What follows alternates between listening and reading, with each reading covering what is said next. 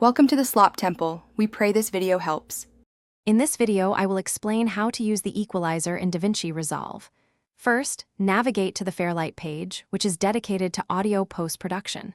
Select an audio clip, then open the Inspector panel on the right. Here, you will find the Equalizer section. Click the On button to activate it. You'll see several bands, typically 8, each ready for adjustment. This tool is crucial for shaping your audio's tone. Now, let's dive into adjusting the bands. Each band has 3 main controls: frequency, gain, and Q factor. Frequency determines the center of your adjustment, gain controls how much you boost or cut, and Q factor sets the width of the affected area.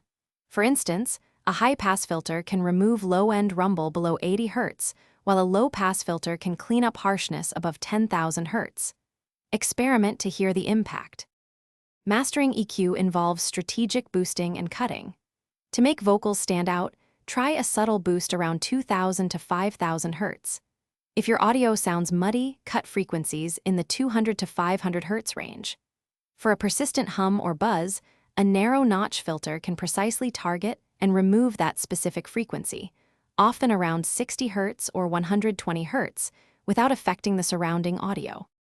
For a more advanced workflow, always use the visual EQ curve display to see your changes.